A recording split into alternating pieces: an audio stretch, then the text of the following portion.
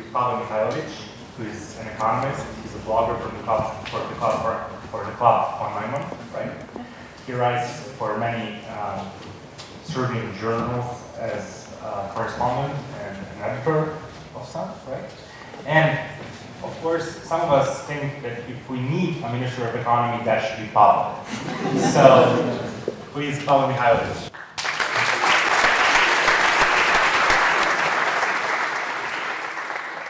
Thank you.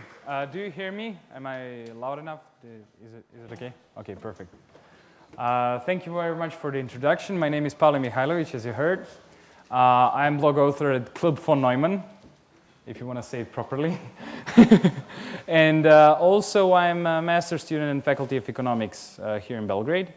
Here, I am as a person who is in many ways affiliated with the Libertarian Club. And I want to congratulate them for a really, really good organized, perfectly organized conference. And it is a great privilege and honor to speak here today, especially about this topic that I find very, very interesting and important, and that I wrote about a lot. So this is also some kind of gratitude for my friends for everything we've done together. Right now, I want to come to the topic of my today's lecture. The topic is about economics, especially about economics of public pension system. So the title is Unsustainable Pension because we talk about sustainability of public pension systems. And in the lecture, we'll see there is none.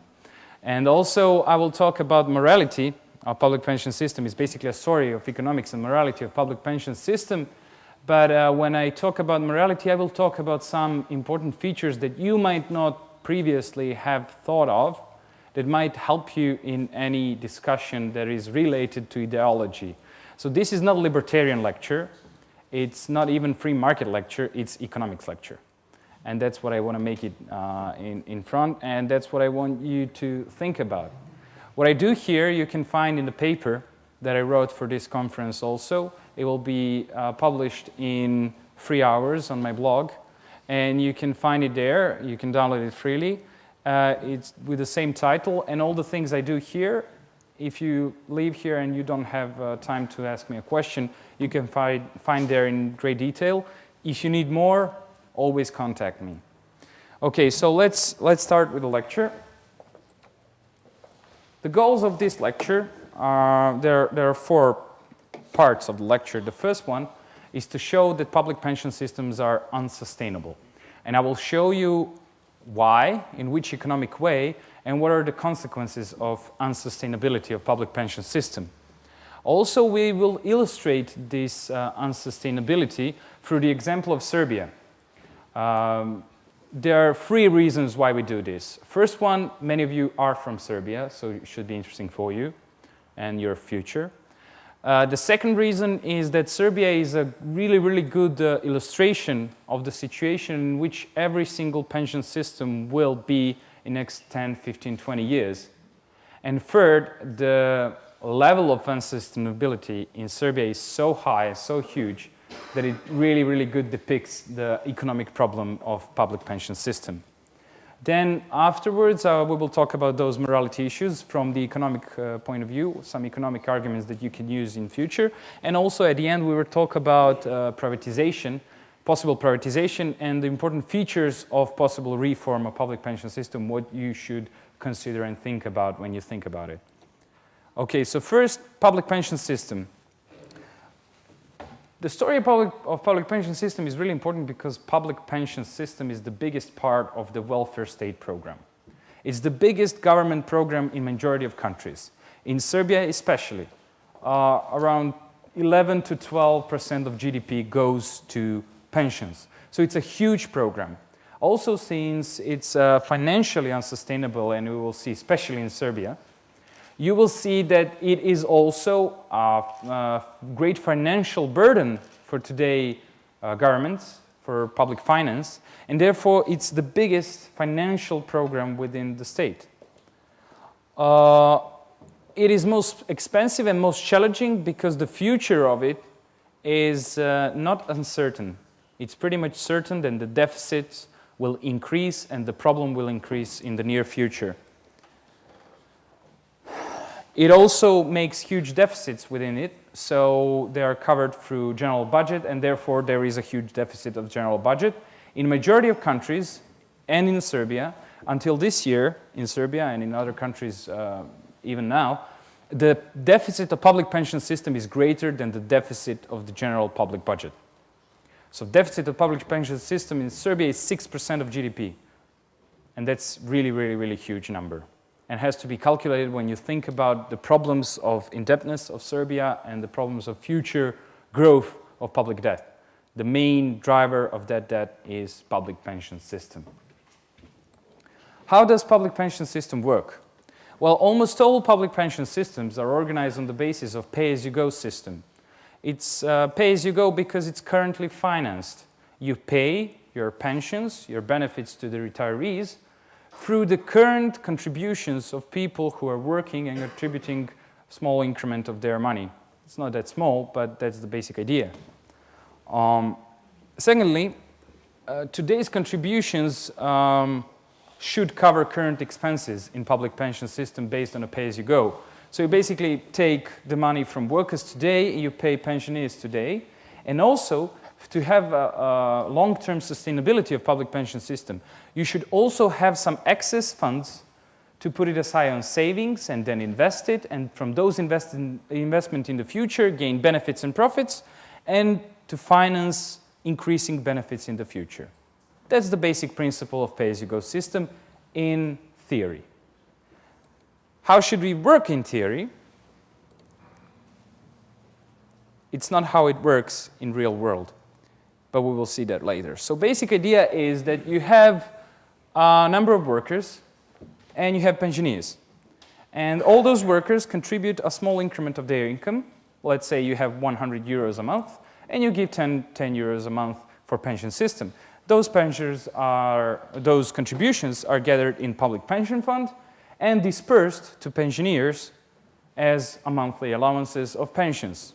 Idea is small increments of money give a big substitution for previous earnings for pensioners. So the basic idea is that you go to pension, you do not earn anymore your wage, but you have substantial substitution for your previous earnings. The level of that substitution is called substitution rate. Will be important later to explain it. But the point is that with small increments of contribution of people, you get substantial substitution of your earnings. But how does it really work? Something like this. That's the basic principle how today's and tomorrow's pension system function. So you have a really, really small amount of workers who have to contribute really, really much to get almost modest pensions in today's system. Illustration of Serbian example, we show how small are today's pensions and how huge are contributions and expenses for that system. And the basic reason why it is like that is because it's currently financed. You have noticed that I've erased the number of workers here in the picture. And that's why, because today number of workers is decreasing relative to the number of pensioners. So the basic idea of pay-as-you-go system doesn't function anymore because contributions that go to public pension fund are dispersed in the pensions. But the problem is, and this should be green, but it's a different color area, actually shows the amount of money that is paid out as a benefit to pensioners, but it's not covered through contributions. So pensions today are bigger than contributions into the system. Interesting question now, where does this money come from? Well, it comes from government, who subsidize or covers the deficit of public pension system, of public pension funds, finances the excess spending on pensions, in excess of contributions, but those deficits that are covered through taxes. And the basic reason why I made this illustration this way is because the same people who finance system through contributions finance the system through taxes. These are the same people. And that's the most important point about public pension system. Even though if it's in deficit, it doesn't mean that it doesn't create costs. The real costs are equal to the number of benefits paid out and has to be covered. And it's covered either through contributions or through taxes. And we will explain later the concept of implicit costs and measure of implicit costs to show how huge, especially in Serbia, these excess costs that go through taxes are. So what is the basic principle of Payasyougo system? I know majority of you doesn't like math. And I myself do not like math in economics that much, but it's sometimes really, really useful to show the basic idea. This is the equation that should show the principal conditions of balanced pension system. So basically, if you want your system to be balanced, to have no deficits, this equation has to be fulfilled. Now, seems maybe complicated, but the letters here are not representing the simplicity of the idea that well, so I will explain it right now. NW, number of workers, their average wage, their contribution rate. Contribution rate here shows the level of payroll tax that is going to pension system. So basically in Serbia, if you work and you pay legally payroll tax is around 40-some% of your salary, but from those 40-some percent, 22% goes to pension. So when I say contribution rate, I'm talking about contribution rate of payroll tax that goes to public pension system. And that has to be equal to number of retirees and their average pension. Why is that so? Well, the idea is that if you want to have sustainable, either in one moment, balanced pension system, financially balanced pension system, you should have equality of funds that you spend for pensions and funds that you gather through contributions. So basically, on the right side, we have average pension. And when you multiply average pension with number of pensionees, you get the total expansion fund for the pensions, expenses fund. So you spend this much. In Serbia, monthly, it's 338 million euros. Monthly needed to pay the average pension of pensioners in Serbia. So that's the amount of money you monthly have to have if you finance the system. So if you want to have balanced, financially balanced system to have no deficits, your money gathered has to equal your money spent. And what is your money gathered? Well, you have average taxable wage, average taxable salary, and you have contribution rate. These two give you average contribution. Then you multiply average contribution with number of workers, and you get the total contribution fund. So basically, the principal equation, which seems a little bit rough, in its nutshell is that contribution funds have to be equal to funds of costs of pension system. That is basic principal idea about all this thing. I made this equation because through this equation later, when we account real numbers, we can show what should be required ratio of workers to pensioners for balanced system, what should be average pension if you don't want to have deficits, or if you want to continue paying the same pensions, what is the real cost of pension system? Just one simple equation shows it. So let's take up an example. Substitution rate, as I previously said, is when you take in the relation average pension, average wage. Substitution rate of 50% would actually mean that if you have 100 euros monthly average wage of average worker, your average pension is 50 euros. That is basically substitution rate. And on the other hand, contribution rate, as I said, is part of payroll tax that goes to pension system. So if I have this equation,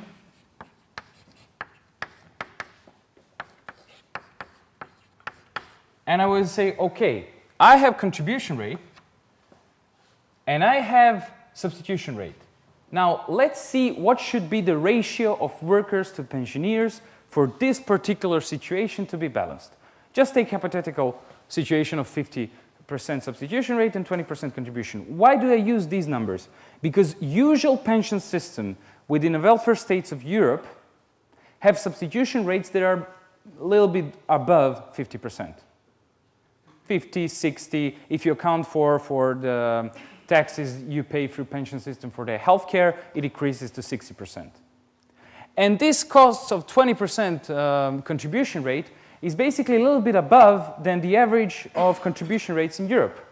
It's around 10 to 15%, sometimes 16, 17. So this is defensive strategy for us. We are taking the assumptions that are pretty much in favor of defenders of public pension system. And even with those assumptions, we can show following.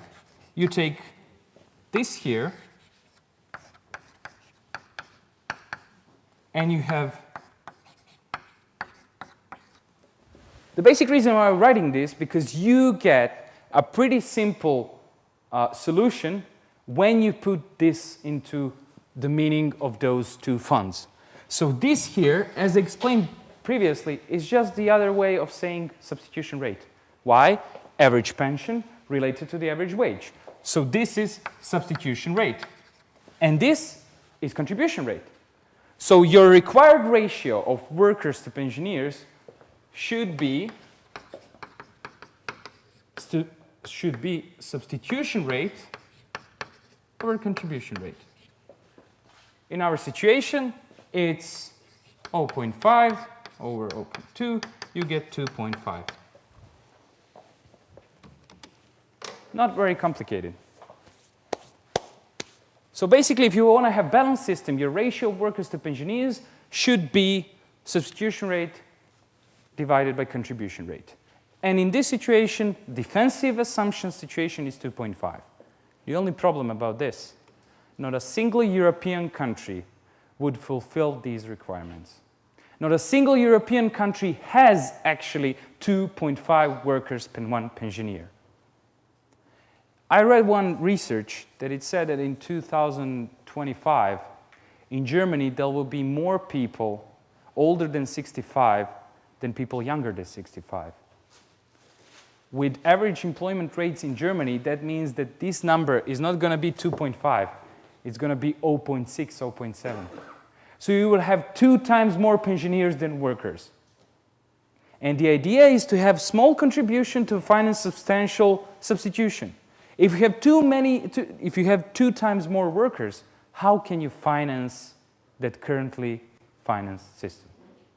No way. So the biggest problem with public pension system is this ratio. This ratio is the source of unsustainability of public pension systems. Number of workers today is simply not enough to finance currently financed pay-as-you-go system. Why is that so? Well, the thing is that when those system was introduced for the first time in 1889, Bismarck promised pension for everybody who is older than 70. The only problem, average age expectancy then was about 40 years. So basically, he promised to pay something that most probably he won't have to pay. And later, after the Second World War, there was a baby boom. And also many people started working. Women started joining the workforce. And many people who came from the war started working. And the numbers were huge. You had, in Serbia, you had 8 workers per one pensioner. But medicine improved. Life conditions improved. People started living longer. And then the number of pensioners started growing. People didn't die that early. And the retirement age was decreased to 50. I mean, this is crazy, but I'm absolutely sure that if someone would go out today and say, I have a cure for cancer, he will get for sure Nobel Prize for Medicine. But he will also get maybe 20 to 30 ministry finances around the world committing suicide. I'm absolutely sure, because you cannot finance the system if people don't die. That's the morbidity of this system. That's crazy. So it's a win-win. It's a win-win situation. No, it's not. It's a lose-lose situation. Public pension system, it's a lose-lose situation. Why? Because the only way it can be sustainable, it's either population growing and you have a growing number of workers, or either population dying and you have a decreasing number of pensioners. That's the only way this system can actually financially function. And that really happened until 70s. But at the end of 70s, when there was a huge unemployment all around the world, and then in the 80s, when baby boomers didn't deliver same amount of children who will substitute them in the workforce, and then in the 90s, when people started living above 70 in majority of countries, these ratios dropped below 3 and then below 2, and today they are between 1 and 2. 1 and 1.5 in majority of countries. That is why this system is absolutely unsustainable. And if the same demographic trends continue, and they will continue, this system is a time bomb. And it will blow up. And it will blow up financially, and it will destroy the social fabric of our societies. And I will speak about that a little bit later. Let us see now the most interesting thing of this lecture, and that's example of Serbia. These are the numbers. In the paper that I wrote, you have more numbers. You can download the PDF of the lecture. But basically, these are the most important numbers that I want you to see now. And I want to point to you 3 most important numbers here. First one, look at the number that represents average pension in Serbia. It's 200 euros. 60% of pensioners today receive less than 200 euros in Serbia. Who can live with 200 euros a month? That's the cruel reality of our pension system. That's how much pension system in Serbia delivers. It's the reality, it's a fact. The other 2 important numbers is look at the number of workers that pay taxes and number of pensioners. In early spring 2012, for the first time, number of workers in Serbia was less than the number of people who receive pensions. Basically, this is not the number of workers. Total employment in Serbia is around 2.1 million. But the point is that legal employment is 1.725 million people. And from those 7.25 million people, 50,000 do not pay contributions because they work for government firms that are in restructuring or that are in financial blockade. So basically, you have only 1.675 million workers that pay every month contributions. And you have 1.69 million pensioners. So there is a smaller number of people who contribute and who have 440 euros on average to pay 200 euros average pension. How can that be sustainable?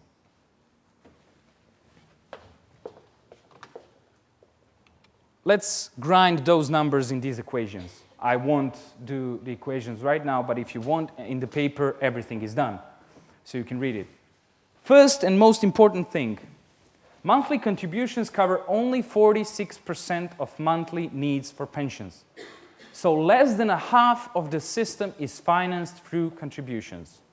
That's how big deficit is. If you have 12% of GDP or 11% of GDP going to pensions, and half of it is deficit of pension system is 5-6% of GDP. It's 2 billion euros every year. So that's the real sustainability of system. Less than 50% is financed through the system. Ratioed workers, and we've seen this example. For this example, it's 2.5. Ratio in Serbia is 0.97. It's less than 1. And it's the first time in history of Serbia that the ratio is less than 1. And I don't know the country, except maybe for Japan, that has less than 1 ratio.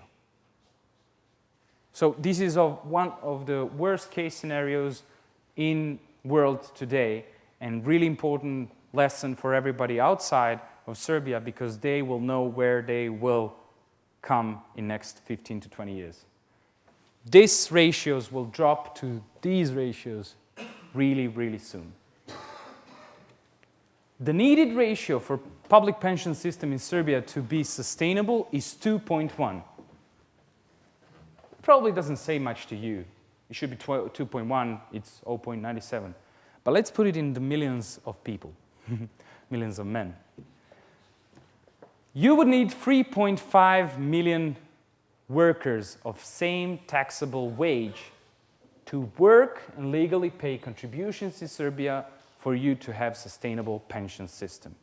That's assuming that average wage doesn't fall with doubling the employment, and that's absolutely impossible. But still, this equation says that you would need 3.5 million workers with same wage, and you have only 2.1. That will mean at least 2 million more workers. When there is a political campaign and they talk about how many jobs they will create, they talk in tens of thousands. Some talk in hundreds of thousands, but it's always 50, 100, 200,000 more jobs. We need 2 million. That's how big hole is in public pension system of Serbia. The only problem, highest number of employment with 1 million greater population of Serbia 20-some years ago was 2.2 million. That's the highest legal population ever in Serbia. That's our record. That's our best. That was the best we ever did. And you need 3.5 for this system to be sustainable. This system of 200 euros average pension a month. This poor, miserable system of 200 euros a month. What is the conclusion? There is no possible way and no circumstances in which you would get enough people to finance this system. Defenders of public pension system in Serbia would tell me that if we had a huge economic growth, if we had good reforms, if we had better tax collection, if we had better employment, if we didn't have corruption, if I don't know what else, if we control benefits, then we might solve the problem. Also, the most interesting argument for me is if we retrieve the previous savings and previous investment of pension funds, if we give them back buildings they built during the 70s, then the system will be balanced. Those things are gone, they're spent. And the system is spending double its contributions. We will see later the numbers that show the best case scenario of Serbia and what could happen within that scenario. Basic problem of Serbia is that workers contribute 22% to the pension fund. And they pay taxes. And from those taxes, 24% of average wage is added to pension system to finance pensions. What that means, illustrated for a common man. That means that government comes and goes to your parents' pockets.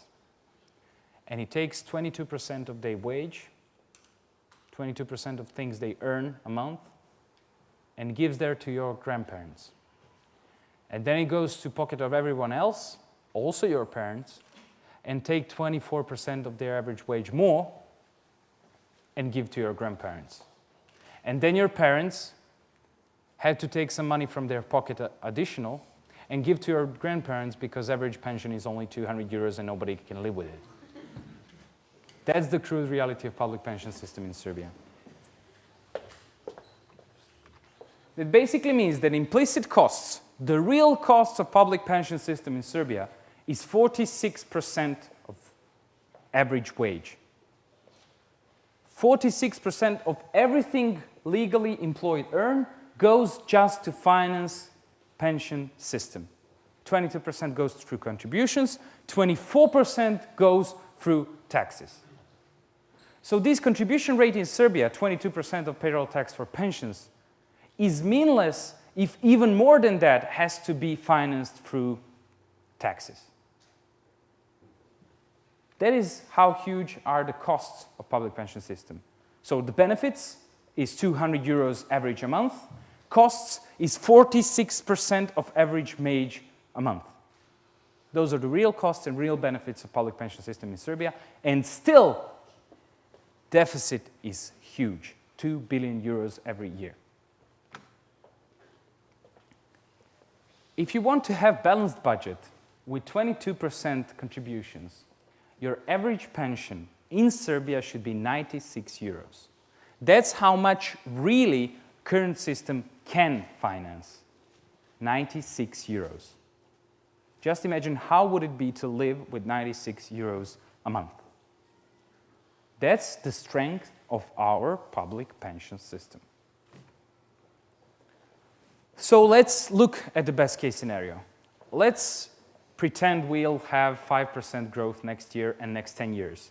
Let's pretend we will have 700 additional jobs and we recover the record of ever greatest employment and add a bit more. So the best case scenario of employment, best case scenario of growth, and we do not really raise benefits. They just follow the inflation. Within this situation, in next 5 to 10 years, we will still have 30% of deficit within the system. So there is no particular way in which you can reform a current system and have it balanced, not even in the short run.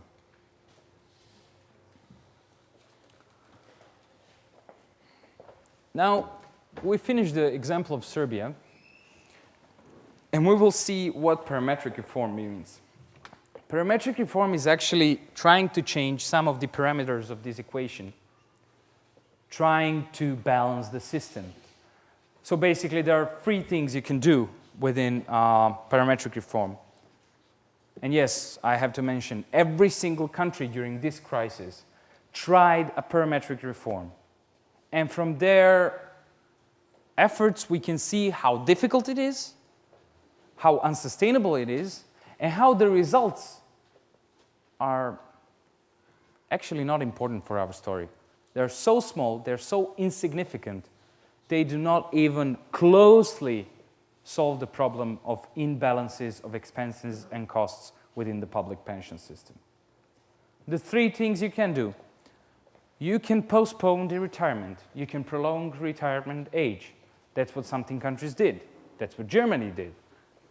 They tried to postpone the retirement of working people. The only problem with postponing retirement, you do not solve the current problem. People don't just stop being pensioners because you stop someone else from becoming a pensioner. Real costs today are the same. So you didn't solve the problem. You just postponed the problem for the future, and you maybe decreased the future costs in 2, 3, 5 years. But you didn't solve the problem today, and deficits today are huge. Second thing you can do, you can increase taxes. But the only problem is that if you increase taxes and you decrease the deficit, your implicit cost stays the same. This is basic idea. In Serbia, for example, you have 46% of costs. This is future with raised taxes. So 22% is system, pension system, 24% is from taxes. You increase taxes from 22 to 30, you just did this. You didn't solve the problem because still you have deficit that has to be covered through public revenues, so you maybe decrease other public revenues, but you increase public revenues from pensions. So basically, you do not solve the solvency problem of public pension system. You just do a counter scheme where you transfer the costs on the paper from one fund to the other, but it also goes through a general government. So the only real solution left to balance the system is to significantly cut the benefits. You cut the pensions. And what we've seen in Serbia, if you want to balance the system, you have to go to 96 euros. If you want to increase the level of sustainability of public pension system, that means you have to go down with pensions, not freeze them. Majority of countries tried it, Maybe only 1 or 2 succeeded to decrease pensions. But basically what majority of countries did is just froze the pensions at one level. That actually means that you're, again, just limiting the current expenses. You're not decreasing the deficit. And that's the greatest problem of pension system. Parametric reform doesn't solve the problem if you do not change substantially parameters in the way unforeseeable in the history of democratic societies. The first problem of these parametric reforms is social and political issues. Socially, significant cuts in benefits would mean that many people will suffer, will have a significant drop of their income. It will be a huge social problem, especially because majority of people who receive pensions today didn't foresee a cut in half of their pensions. And that's the only thing you can do to balance the system. Secondly, if you ask politicians not to increase benefits, it's like going to Apple and say to them, do not produce smartphones. You're basically asking politicians not to take charge upon the most increasing segment of their market. They have this huge number of voters that is ever growing. It's the biggest political market today, biggest increase of one particular part of the market. They can draw really, really huge number of votes from there, and you're actually asking politicians to drop the chance to win them. It's like getting a child to a candy store and say you cannot buy anything. It's politically impossible. Especially, remember the situation in Germany in 20 years or 10 years. You have more people over the 65, you have more people in retirement than people working.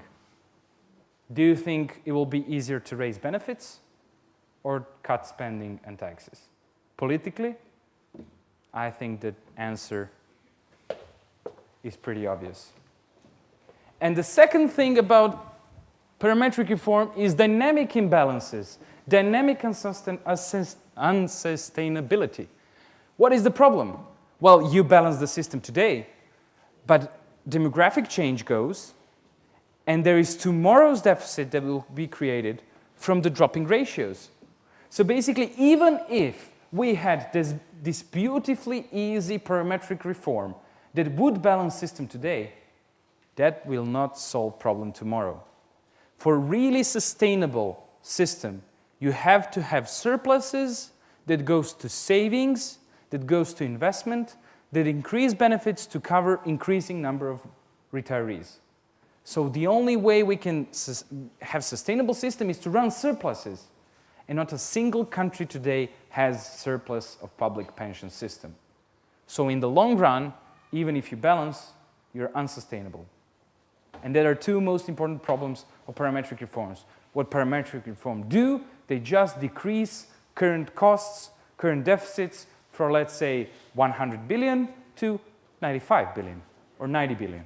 That's the amount of money you can save through parametric reform. It's not a long-run solution for public pension system. Let's run through the two most important points of economic problems of public pension system. There is no savings. Nothing backs pensions in the future. There is no real tangible asset that can be a collateral for the promise and obligation that government made towards you who are working. It's only a promise. There is nothing that really backs those funds.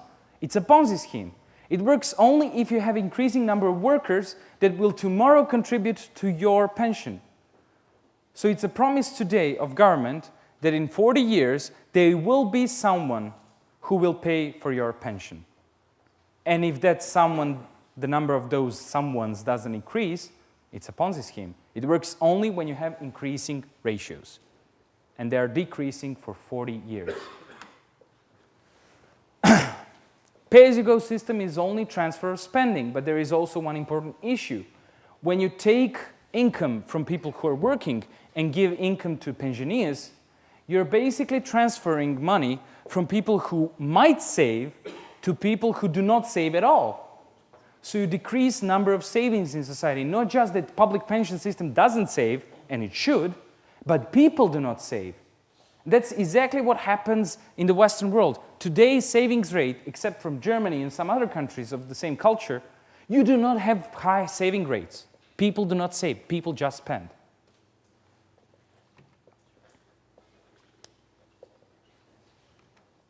And what's the problem with that? Well, if people are not saving, there is no savings as an aggregate, there is no investment, there is no accumulation of capital, you do not increase future frontiers of your production possibilities of the economy. Actually, you're not investing in tomorrow's production.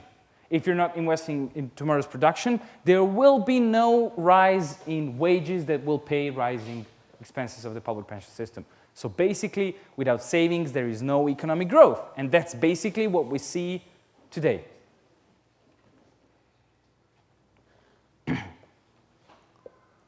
Okay, the problem with public pension system, it's also fiscal. Increasing amounts of money that go to public pension system means that public spending is skyrocketing. In nominal numbers, it's huge rise in public spending. And also, since public spending today is in balance, and the biggest deficit that drives the rise in public spending is public pension system, pension system actually drives the rise in indebtedness of every single Western nation today. And the public debt is rising pretty fast. Now we come to the third part of our lecture today, and let's talk about morality of Payasyougo system. I will not make here a libertarian point, because I do not believe that this topic is, I do not believe that this topic can be looked from different morals perspectives. It has to be addressed from everybody. Everybody has to focus on this question. You have to have wide support for any reform to happen within the pension system. And therefore, arguments should not be libertarian, socialist, social democrat, or any. It should be economic, because we're talking about economic problem of unsustainability of one system, financial imbalance. And there are some important issues that are economic that can help you tomorrow develop arguments within your debates, within your working, maybe within creating some policy proposal tomorrow. First problem, there is no property. The pension of tomorrow is only a promise. Your contributions today, once they leave your pocket, you do not own them. And since there is no property, there is no property rights. And having no property rights can have some serious circumstances. From those, I will mention two, which are really important. Imagine your parents, one of your parents goes to pension. Okay, no, it's morbid. Imagine one guy. He just went to pension. He retired. He got his approval. He got his all the papers through bureaucracy. He got it. He's walking down the street. He wants to enter pension administration and to receive his first benefits. And he's walking down the road. He crosses the street. Car hits him. He dies. He loses everything. Doesn't own anything. There is no tangible asset that he really owns. What happens with his family? He contributed. In Serbia, 46% of net wage. So you contribute half of your wage just to finance the system. And what you basically get for that is nothing. The best case scenario is that a child, if it's not legally employed, can receive 70% of the pension for 1 year that his parent should have had. What's the real situation? You lose almost anything just because you died. I mean, it's a horrible situation, and probably someone who dies doesn't think, oh, I will not receive pension. But still, it's an economic issue. Because there is no property rights, this cannot be solved. And it's also unfair. You contribute for 40 years and you get nothing. And someone else can contribute for 20, 30 years and get benefits for 20, 30 years just because he was lucky to cross the other street the same day. And the second thing, if you're seriously ill, not you, someone, If someone is really seriously ill and he needs money for medical treatment, heart transplant, if you have saved some tangible asset, you could recollect it, sell it, or recollect money and use it to finance your heart transplant. Without heart transplant, you will die, or that person will die. And if he dies, he doesn't receive any benefits. But he contributed. In public pension system, even though you have contributed, you didn't receive any ownership, so you cannot spend it.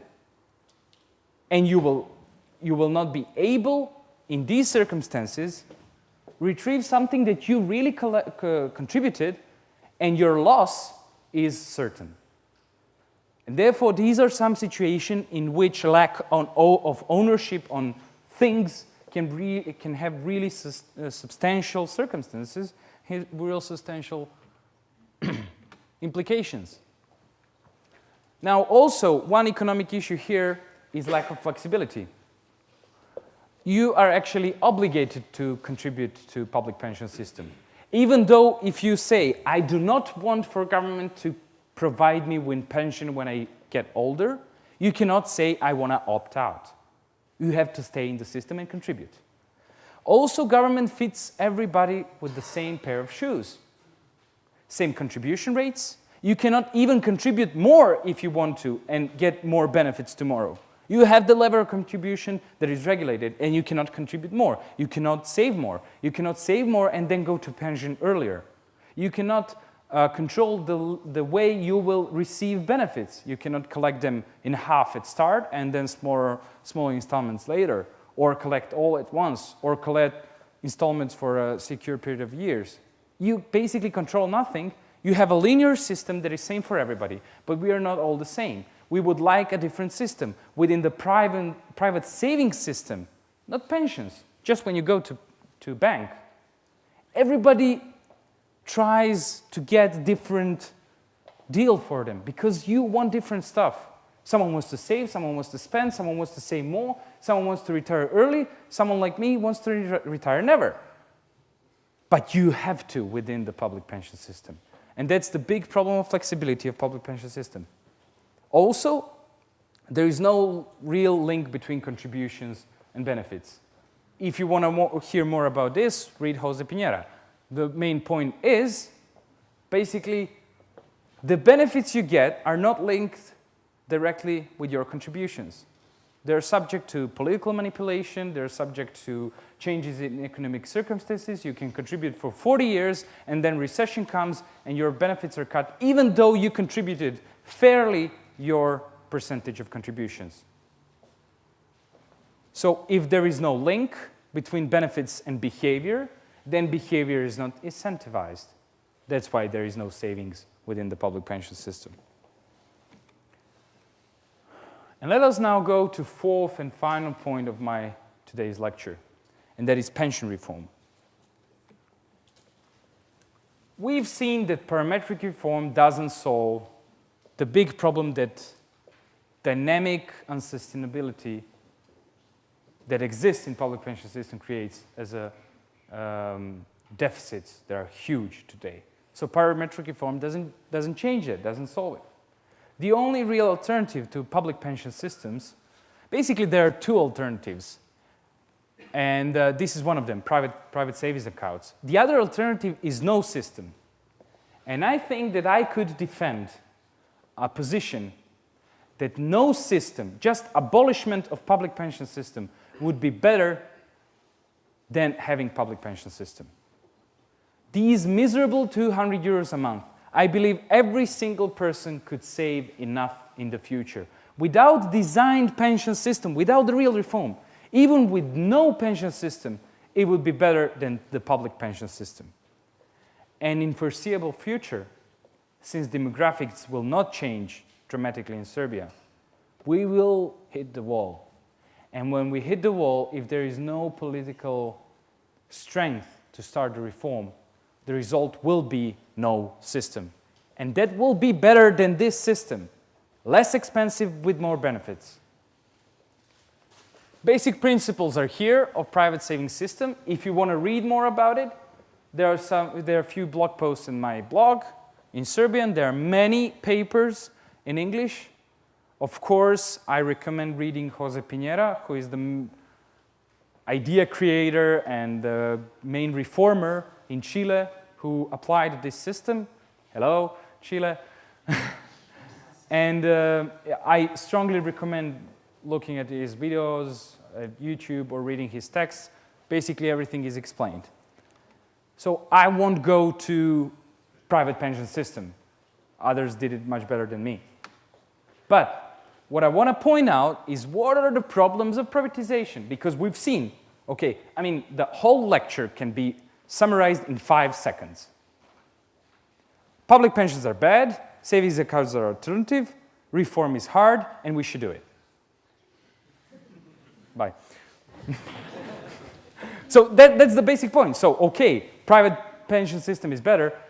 The greatest problem is how you go there. And that means privatization, that means reform, and that means a huge cost. And what are these costs driven with? First, you have to finance current pensioners. You have to continue financing people who are currently retired. And if you take people to private pension system, you draw out their contributions. The gap widens. It gets bigger. In most harsh years of reform, transition costs that are meant by this go up to 4 to 5% of GDP. And you have to find a way to finance it. This would mean a great drawbacks in public finances, in other expenditures. Second problem, how do you compensate people who contributed previously?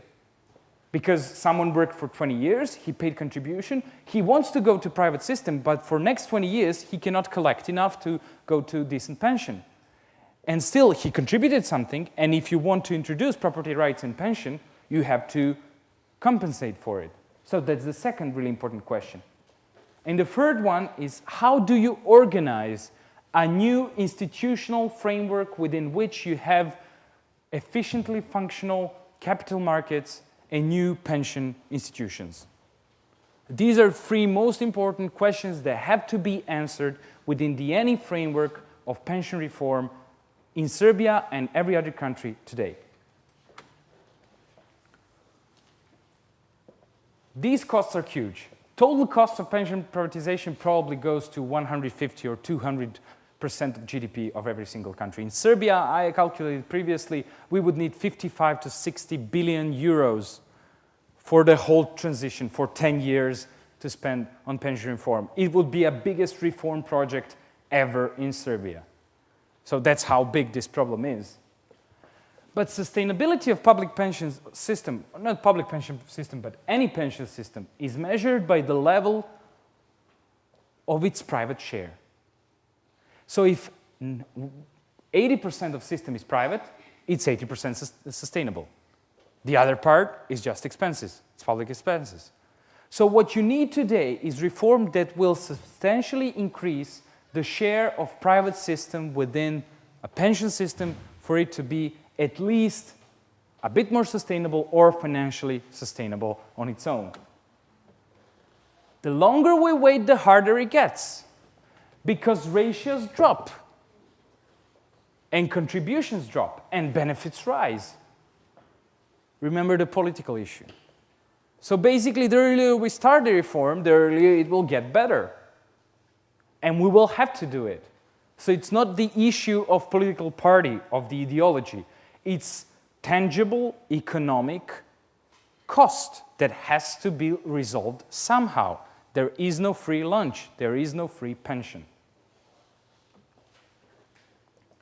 So reform is also almost impossible during a recession, and we are currently in a recession. So we might wait 3 to 5 years to start the reform. But this is the perfect moment to start preparing for the reform. And any good reform framework, I think, should have next 5 points in its strategy. First one is parametric pre-reform.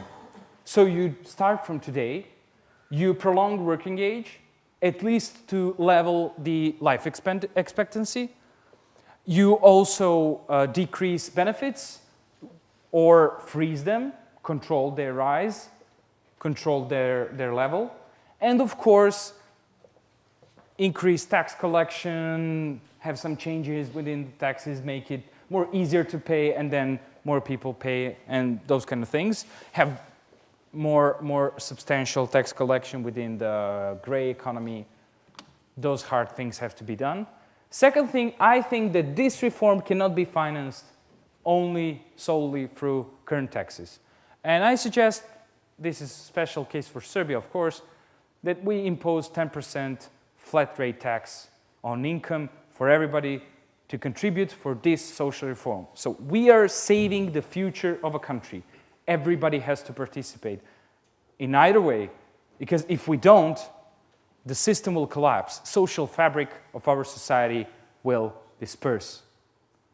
And we will have not just unsustainable pension system, we will have unsustainable democracy, unsustainable public finance, unsustainable defense, unsustainable society. Then also we should have a system of government bonds. A system of government bonds that is used to compensate previous contributors. So you give them government bonds, they're invested in private systems.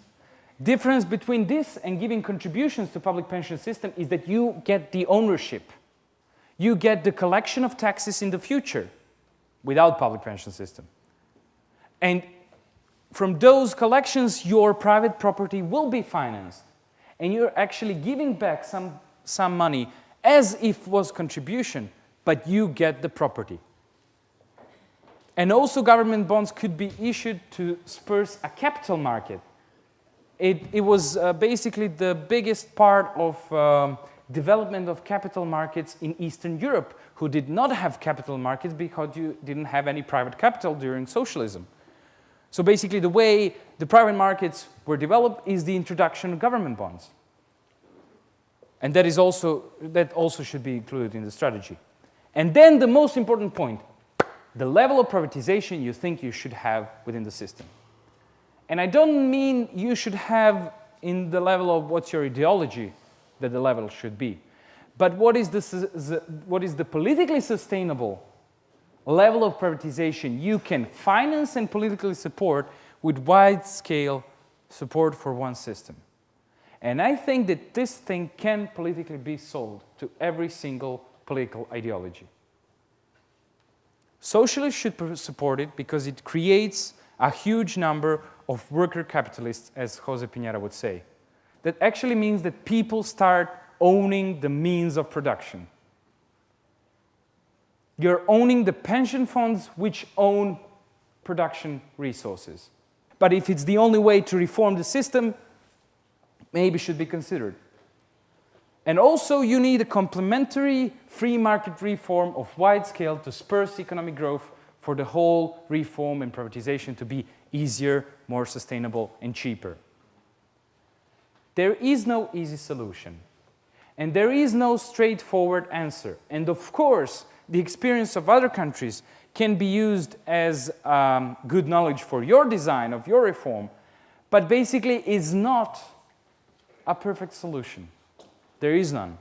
And reform is highly expensive. And if you reform, there is no guarantee that it will succeed. But still, the only way we can go is that way. So my idea about level of prioritization is to go from something like this within the three-pillar system. Three-pillar system means that first pillar is mandatory public system, second pillar is private system, and the third one is additional private voluntary system. And basically what you want within this pension reform is to move from almost totally public system, which is financially, as we pointed 14 plus times before, unsustainable, and go towards something more private. Go towards a system where safety net is, let's say, 25% of the system, financing all the people who cannot save enough, and not giving them real money, but giving their subsidies or giving them some bonds to increase their savings accounts. But still, you want people to have savings accounts. Every single person has to have saving account, because that is the way you can decrease the number of people who are just on the welfare programs. And also you want to increase voluntary additional system, because that means that people voluntarily save more than they should, that you have responsible persons and responsible society which saves for the future. So let me come to the conclusion. We've seen that public pension system is a Ponzi scheme. It works only if number of workers increases and the number of pensioners decreases. This ratio has to be high for the system to be sustainable. And it isn't because of demographic change. And that change will not go back, it will just continue the same way. As Professor Pavle, you yesterday said one interesting thing. The public pension system is like a car that goes towards us. And it will hit us. And it will hit us soon when this system totally breaks apart. Serbian pension system is in deficit and in bankruptcy for 30 years. It's a track. It's a track, yeah. It's economically expensive, corrupt, and morally questionable pension system and should be questioned in the public policy and social discussion debate today, not in the future. We have to address this question now and to put it in the focus of social debate today. We've seen that reform to private system is really, really expensive and challenging. And I've showed you the 3 important questions that have to be answered and 5-point framework in which you might deliver some policy proposal or design of strategy of political change that will lead us to more private system. And there is no easy solution. But I don't want you to go from this session in next 3 or 4 hours with the idea that it's too hard, it's impossible politically, and we shouldn't do it. Or collapse will come soon, leave it to collapse. I think that there is no doubt that the only way modern societies should go is toward more private and less public pension system. Thank you.